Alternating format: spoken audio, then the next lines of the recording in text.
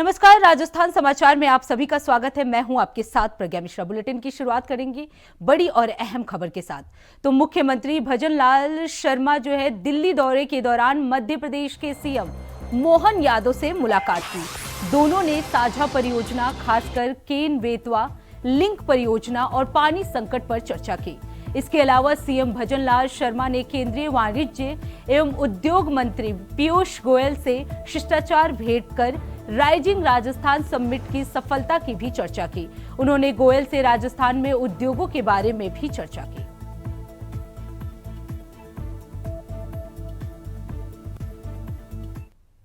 रुक करते हैं अगली खबर की। बाबा साहेब आम्बेडकर के मसले पर राजनीति जो है वो गर्म है। प्रदेश के सभी जिला मुख्यालयों पर जिला कांग्रेस कमेटियों की ओर से बाबा साहेब आम्बेडकर की सम्मान मार्च आयोजित किया गया है। केंद्रीय गृह मंत्री अमित शाह द्वारा बाबा साहेब आम्बेडकर पर आपत्तिजनक और असम्मानजनक टिप्पणी संसद में की गई थी, जिसके विरोध में कांग्रेस पार्टी द्वारा केंद्रीय गृह मंत्री अमित शाह के इस्तीफे की मांग की गई है। बीजेपी नेताओं के कांग्रेस पर आम्बेडकर का अपमान करने के आरोपों पर अशोक गहलोत ने कहा कि इन्हें इतिहास का पता नहीं है। आम्बेडकर साहब पहले कानून मंत्री बने, संविधान सभा के अध्यक्ष बने। आम्बेडकर साहब को इन्होंने बनाया था क्या? इनकी आजादी के आंदोलन में कोई भागीदारी नहीं थी। ये गुमराह करते हैं। आम्बेडकर को कांग्रेस ने सम्मान दिया, उन्हें संविधान की ड्राफ्टिंग कमेटी का अध्यक्ष बनाया गया। उन्होंने क्या बनाया? Law minister. उन्होंने कुछ भी नहीं बनाया।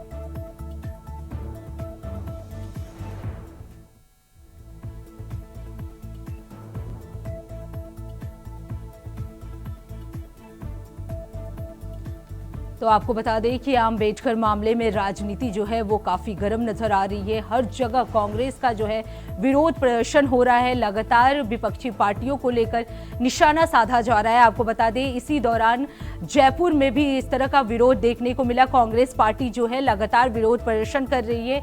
अमित शाह के इस्तीफे की मांग की जा रही है। उनका कहना है कि जिस तरीके से अमित शाह ने आम्बेडकर पर टिप्पणी की है वो देश के लिए विरोध में आक्रोश पैदा करता है। वहीं इस खबर पर ज्यादा जानकारी देने के लिए हमारे साथ ज्योति गुप्ता जुड़ चुकी है।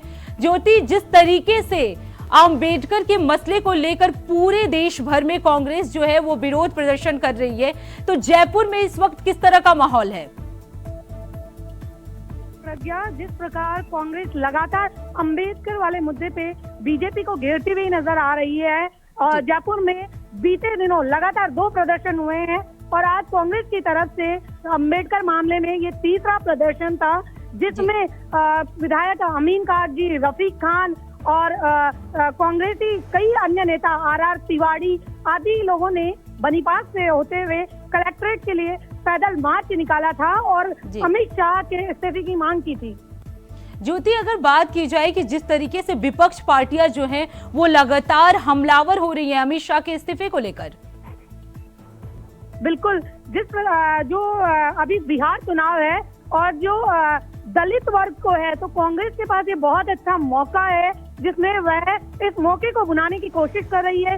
जिस प्रकार आगे आने वाले बिहार चुनाव है और उसमें जो दलित वर्ग है उससे कांग्रेस को काफी फायदा मिल सकता है, इसीलिए कांग्रेस लगातार इस मामले पर राजनीति करती हुई नजर आ रही है और आक्रामक रुख अपना रही है। ज्योति, अगर बात की जाए अशोक गहलोत की, तो उन्होंने एक बार फिर बोला है कि बीजेपी ने आम्बेडकर को किसी तरीके से सम्मान नहीं दिया, जबकि कांग्रेस ने उन्हें राष्ट्रीय पद दिए, उन्होंने ड्राफ्टिंग कमेटी का अध्यक्ष भी बनाया। क्या मतलब निकाले जा सकते हैं इसके?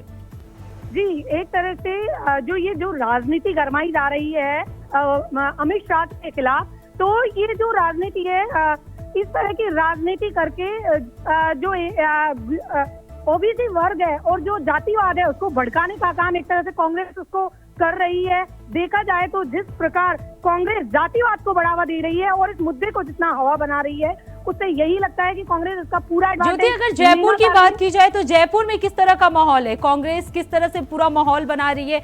और जो ये आज पैदल मार्च निकाला है, इस दौरान पुलिस प्रशासन की क्या कुछ तरीके रहे? क्या कुछ हमले किए गए या कोई घायल हुआ? इस तरह की कोई घटना? जी बिल्कुल, जयपुर में जिस प्रकार का आज पैदल मार्च निकला है बहुत शांतिपूर्ण निकला है। किसी प्रकार की धक्का मुक्की नजर नहीं आई इस पैदल मार्च में। सिंपली जो पैदल मार्च बनीपाल से जो कांग्रेस का कार्यालय है वहां से निकाल के और ज्ञापन सौंपा गया था। जिला अध्यक्षों के द्वारा भी इस जो पैदल मार्च में उसमें पार्टिसिपेट किया गया। काफी संख्या में कांग्रेसी इस प्रदर्शन में शामिल हुए।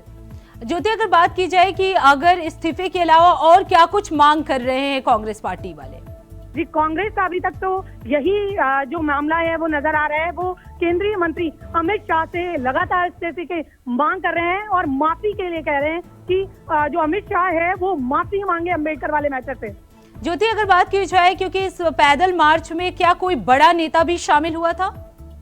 जी बिल्कुल, जो प्रदेश अध्यक्ष गोविंद सिंह डोटासरा नहीं आ पाए, लेकिन जो विधायक थे वो पूरी तरह इस पैदल मार्च में शामिल थे और वहीं जो विधायक प्रत्याशी रहे वो लोग भी यहाँ शामिल रहे।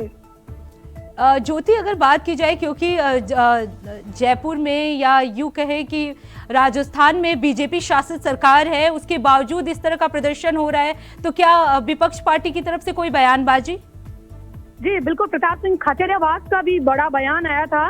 उनका कहना था कि जो अम्बेडकर पे जो राजनीति चल रही है वो बहुत गलत है। वो दलित है और हम दलितों को पूरा सम्मान देते हैं, लेकिन बिल्कुल ज्योति, अब देखना ये होगा कि ये पैदल मार्च, ये कांग्रेस का प्रदर्शन कहां तक जाता है और क्या कुछ इसके नतीजे निकल कर आते हैं। बहुत बहुत धन्यवाद ज्योति इस खबर पर ज्यादा जानकारी देने के लिए।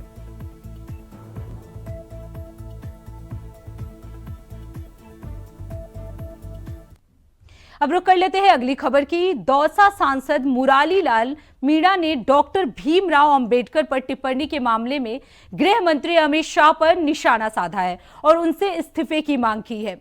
उन्होंने कहा, 18वीं लोकसभा का शीतकालीन सत्र भाजपा द्वारा संविधान और बाबा साहेब भीमराव अंबेडकर के अपमान के लिए देश के संसदीय इतिहास में दर्ज हो गया है। भाजपा हमेशा लोकतंत्र और संवैधानिक मूल्यों के प्रति तिरस्कार दिखाने का कोई मौका नहीं छोड़ती है और इस बार तो हद ही पार कर दी। सांसद ने कहा कि गृह मंत्री अमित शाह ने डॉक्टर अंबेडकर का अपमान कर बीजेपी की मनोवादी मानसिकता उजागर की है। दुख की बात यह है कि प्रधानमंत्री ने अमित शाह को सीख देने की बजाय आरोप प्रत्यारोप की राजनीति तेज कर दी है। कांग्रेस समेत प्रतिपक्ष में अमित शाह के इस्तीफे की मांग लगातार कर रहे हैं, लेकिन सरकार अंबेडकर के अपमान को अपराध मानने को तैयार नहीं है। उल्टे बीजेपी ने संसद की कार्रवाई भी ठप रखी।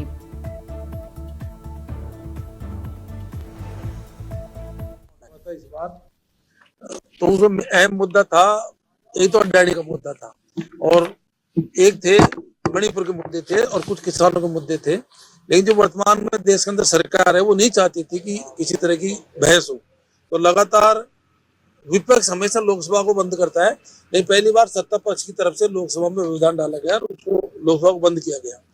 इसके बाद में हमारा जो भारतीय संविधान का जो बाबा साहब अम्बेडकर ने लिखा था उसको भी 75 साल हो गए, तो उसके ऊपर भी डिबेट होनी थी। उस पर बड़ी शांतिपूर्ण डिबेट हुई दोनों साइडों से। और जो मूल पार्टी इस टाइम देश में राज कर रही है और जिसकी मूल भावना न तो बाबा साहब के पक्ष में और न भारतीय संविधान के पक्ष में, शांति से डिबेट हो गई। लेकिन जब हमारे देश के जो गृह मंत्री हैं जो अपने आप को हिटलर समझते हैं, जब वो उस पर बोल रहे थे डिबेट में, तो उनके अंदर से वो भावना निकल गई जो मूल आरएसएस की भावना है, जो मूल बीजेपी की भावना है, जो मूल अमित शाह जी की भावना है। उन्होंने बोला, उनके मुंह से आप सबने सुना होगा, उन्होंने बोला कि अंबेडकर अंबेडकर अंबेडकर आप जो जपते रहते हो, यदि इतनी बार यदि भगवान का नाम लेते आप तो आपको स्वर्ग मिल जाता, 7 जन्म तक आपको स्वर्ग मिल जाता। भगवान को सब मानते हैं, भगवान अपनी जगह है, लेकिन जो भारत का संविधान है वो एक बहुत महत्वपूर्ण है, उसके आधार पर देश चल रहा है, उसके आधार पर पूरा प्रशासन चल रहा है। रुक करते हैं अगली खबर की। कोटपूतली के किरतपुरा गांव में 25 घंटे से बोरवेल में एक मासूम बच्ची चेतना फंसी हुई है। बच्ची चेतना को बचाने के लिए मुहिम जो है लगातार जारी है। ऐसे में कुछ देर में बालिका चेतना को बाहर निकाला जाएगा।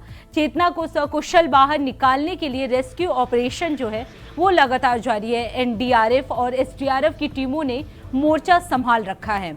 आपको बता दें, शिकंजा नुमा यंत्र के माध्यम से बच्ची को बाहर निकालने का प्रयास किया जा रहा है। फिलहाल जे सेफ हुक के माध्यम से बालिका को फंसाया गया है। इसी के जरिए बालिका को करीब 2 फीट ऊपर तक खींचा गया है। अब सहारे के लिए एल शेप सपोर्ट लगाने का टीम जो है वो लगातार प्रयास कर रही है। पहले हुक और एल शेप शिकंजा डालकर प्रयास किया गया, लेकिन टीम को सफलता नहीं मिल पाई।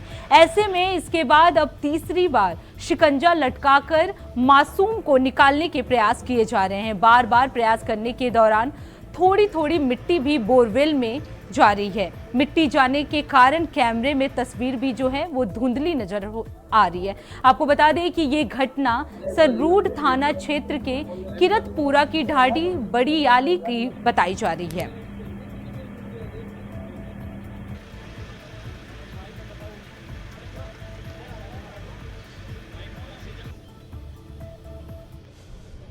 सरकार से अपील की गुरु मेरी बच्ची ने निकाल, बस मैं तो यही चाहूँ। बच्ची को जो है जे हुक के माध्यम से नीचे फंसा लिया गया है और इसके बाद उसको 1-1.5 फीट जो है ऊपर लाने की कोशिश की है।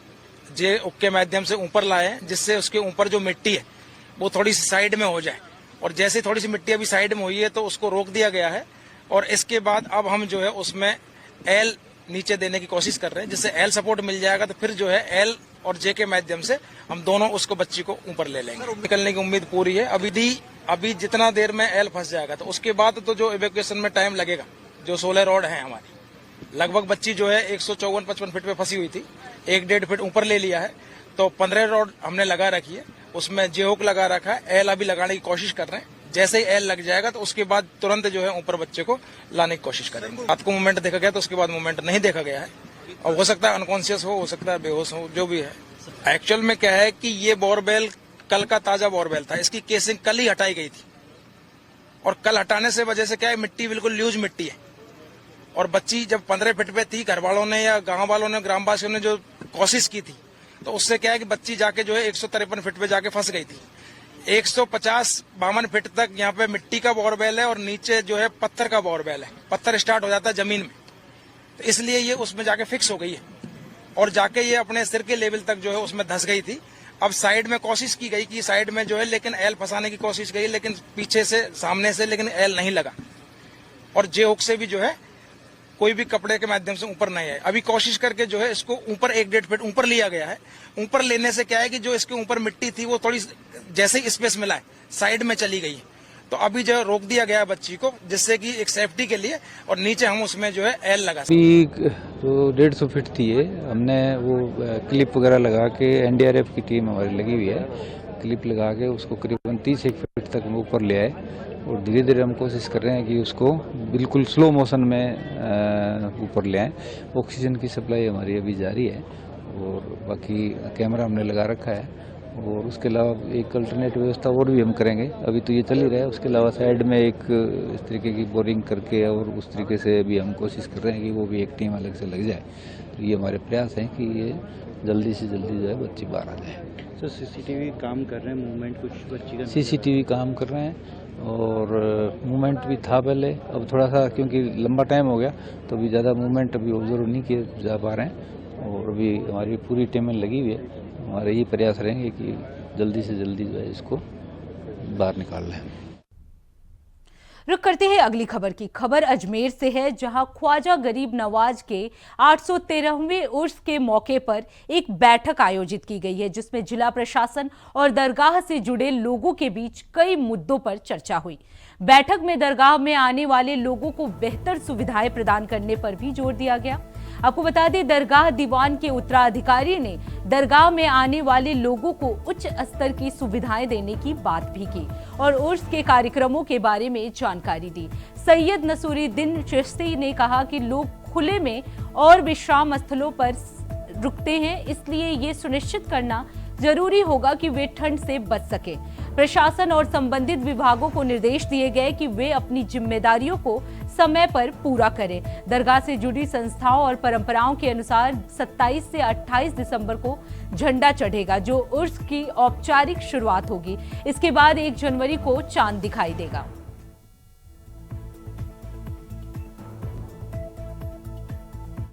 तो 13वां उर्स के लिए 23 दिसंबर 2024 को हैड्रेडी खातिम गद्दी नशीनों की जमात अंजुमन सीज़ादान खुद्दाम ख्वाजा दरगाह शरीफ अजमेर ने ये जो प्रेस कॉन्फ्रेंस मुनक्किद की है प्रेस को ब्रीफ करने के लिए कि उर्स शरीफ में क्या क्या चीज़ें होती हैं। पहले तो ये चीज़ समझनी है कि उर्स होता क्या है। उर्स होता है जो बुजुर्गान दीन होते हैं, जो सूफिया होते हैं, उनको जब वो डेथ एनिवर्सरी को कमेमोरेट करने के लिए किया जाता है, वो जब उर्स का मतलब होता है शब अरूसी, अल्लाह वाले का अल्लाह से मुलाकात। 6 रजब को हज़रत ख्वाजा मोइनुद्दीन चिश्ती रहमतुल्लाह अलैह का विसाल हुआ था, जिनकी पेशानी अक़दस में लिखा था हाज़ा हबीब अल्लाह माता फी हुब अल्लाह, अल्लाह का हबीब, अल्लाह का दोस्त, अल्लाह का महबूब, अल्लाह की याद में अल्लाह के पास रुखसत हुआ। ये डेथ एनिवर्सरी कमेमोरेट की जाती है, जिसको के उर्स कहते हैं। ये एक रूहानी इज्तिमा है, ये आध्यात्मिक कार्यक्रम है, ये एक स्पिरिचुअल प्रोग्राम है, स्पिरिचुअल जर्नी है। और ज़ायरीन ख्वाजा हुजूर गरीब नाज रहमतुल्लाह अलैह की, ख्वाजा मोइनुद्दीन चिश्ती रहमतुल्लाह अलैह की तुरबत की ज़ियारत के लिए आते हैं और ज़ायरीन को ज़ियारत खुद्दाम ख्वाजा कराते हैं। इसमें मुख्तलिफ रस्में होती हैं। जो सम्मे कदीमी रस्म है वो ये है कि इसमें एक छड़ियों का जुलूस आता है जो 29 जमादी सानी को आता है। बाबा कुतुबुद्दीन बख्तियार काकी रहमतुल्लाह अलैह, जिनका मज़ार महरौली दिल्ली में है, हज़रत ख्वाजा मोइनुद्दीन चिश्ती रहमतुल्लाह अलैह के जानशीन थे, सज्जादा नशीन थे। आप हर साल छड़ियां लेकर आते थे, झंडों का जुलूस लेकर आते थे। वो सब में पुरानी परंपरा है, जिसका कि दरगाह कमेटी कभी कोई जिक्र नहीं करती है, गवर्नमेंट बॉडी। तो उसको खुद्दाम ख्वाजा निज़ाम गेट पे रिसीव करते हैं। पहले शाहजहानी दरवाज़ा था, निज़ाम दरवाज़ा नहीं था, उस पर रिसीव करते थे। जब शाहजहानी दरवाज़ा नहीं था तो उस पर, तो ये कलियर शरीफ से साबिर पाक की दरगाह से बाबा कुतुब में आता है। बाबा कुतुब से पैदल चलता हुआ ये पूरा रास्ता तय करता हुआ 29 जमादी सानी को चांद रात को ख्वाजा मोइनुद्दीन चिश्ती रहमतुल्लाह अलैह की दरगाह को। रुक करते हैं अगली खबर की। अंतर्राष्ट्रीय ऊंट उत्सव 10 से 12 जनवरी तक आयोजित किया जाएगा। जिला कलेक्ट्रेट नम्रता वृष्णि ने इसके पोस्टर का विमोचन किया और अब तैयारियों की समीक्षा भी की। जिला कलेक्टर वृष्णि ने बताया कि उत्सव में देसी और विदेशी पर्यटकों की अधिक से अधिक भागीदारी का प्रयास किया जाएगा। उन्होंने अधिकारियों को इसका व्यापक प्रचार प्रसार करने के भी निर्देश दिए और उन्होंने कहा उत्सव के दौरान ऐसा नवाचार हो जिससे राजस्थान की संस्कृति और परंपराओं को नई पहचान मिल सके। जिला कलेक्ट्रेट ने आगे ये भी कहा कि 10 जनवरी को 3 दिवसीय कार्यक्रमों की शुरुआत होगी। इसमें विभिन्न कलाकार अपनी प्रस्तुतियां भी देंगे। जूनागढ़ परिसर में आयोजित होने वाले इस कार्यक्रम के दौरान हैंडीक्राफ्ट सहित स्थानीय विशेषताओं की प्रदर्शनी भी लगाई जाएगी। 2 जनवरी को पीले चावल बांटकर आम जन को उत्सव के लिए न्योता भी दिया जाएगा। आपको बता दें इसमें रोबीले, लोक कलाकार और सजे धजे ऊंट घोड़े जो है साथ रहेंगे। उन्होंने आयोजन से जुड़े सभी अधिकारियों को समयबद्ध तरीके से समस्त तैयारियां सुनिश्चित करने के निर्देश भी दिए हैं।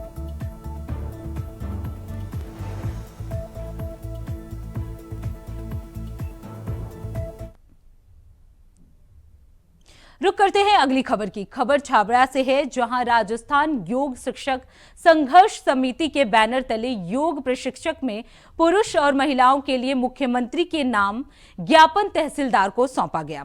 अध्यक्ष पूजा नागर ने बताया कि राजस्थान में योग बोर्ड का गठन किया जाए और आयुष मंत्रालय के राष्ट्रीय आयुष मिशन के तहत HAWC पर कार्य कर रही महिलाओं और पुरुषों को योग प्रशिक्षकों के समान वेतन भी दिया जाए और योग प्रशिक्षकों को स्थायी नियुक्ति भी दी जाए। आगे उन्होंने ये भी कहा कि चिकित्सा विभाग में आयुष्मान आरोग्य मंदिर पर योग सत्र 10 दिन से बढ़ाकर पूरे महीने के लिए नियमित किया जाए और योग प्रशिक्षकों को पार्ट टाइम की जगह स्थायी नियुक्ति दी जाए। इन सभी मांगों को लेकर ज्ञापन भी दिया गया।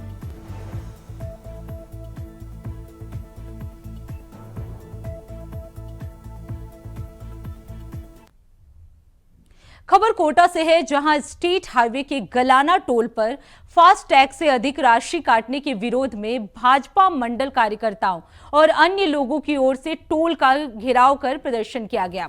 साथ ही भाजपा कार्यकर्ताओं ने टोल पर कहा कि फास्ट टैग से ज्यादा पैसा काटा जा रहा है, जबकि फास्ट टैग आने से पहले ज्यादा पैसा नहीं लिया जाता था और साथ ही चेतावनी भी दी कि 24 घंटे में समाधान नहीं हुआ तो बोरदा टोल पर धरना प्रदर्शन किया जाएगा। आपको बता दें कि टोल पर 1 किलोमीटर पर रहने वाले को भी टोल देना पड़ रहा है।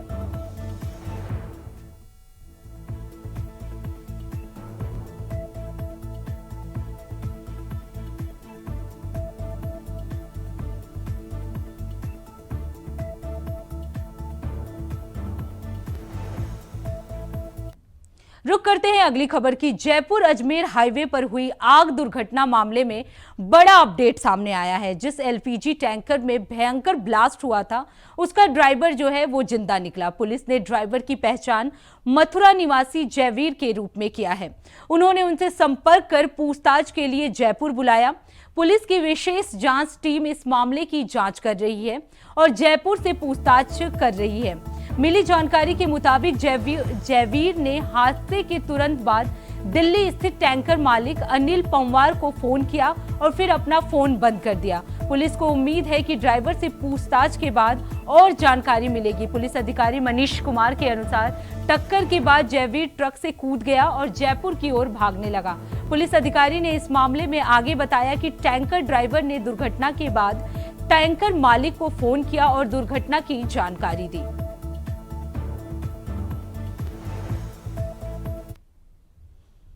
रुक करते हैं अगली खबर की।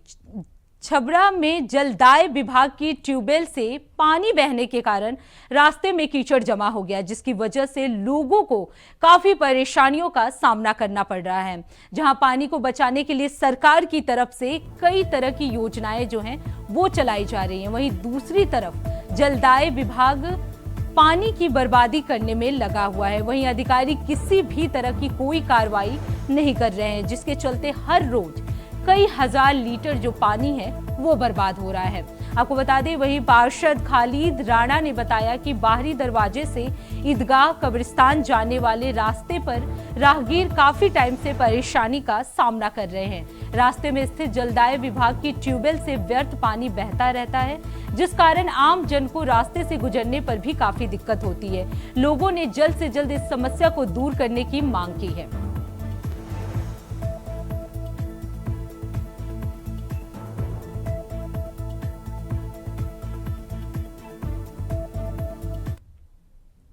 रुक करते हैं अगली खबर की। भीनमाल में जालौर में महाविद्यालय की जमीन पर जिला अस्पताल आवंटन के विरोध में छात्र छात्राओं ने विरोध प्रदर्शन किया है। प्रशासन ने जमीन को अस्पताल के लिए आवंटित किया है, लेकिन फिलहाल जमीन को विद्यालय के उपयोग में नहीं लाया जा रहा है। वहीं महाविद्यालय के छात्रों ने आवंटन के विरोध में प्रदर्शन किया और आवंटन को रद्द करने की भी मांग कर रहे हैं। वहीं छात्रों ने चेतावनी देते हुए ये भी कहा कि अगर जल्दी ही आवंटन को रद्द नहीं किया गया तो आंदोलन किया जाएगा।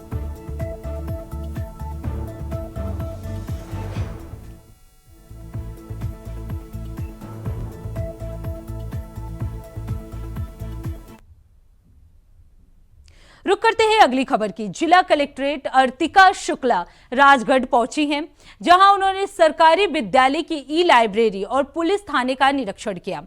इसके बाद जिला कलेक्ट्रेट ने सुशासन सप्ताह शिविर का अवलोकन कर आवश्यक दिशा निर्देश भी दिए, जहां उन्होंने लोगों को संबोधित करते हुए कहा, सरकार की पीएम सूर्य घर मुफ्त योजना का लाभ लें, क्योंकि ग्रामीण क्षेत्रों में जो बिजली की कटौती रहती है उससे निजात मिल सकेगा। राजगढ़ पहुंची जिला कलेक्ट्रेट अर्तिका शुक्ला ने निरीक्षण के दौरान ये बात कही।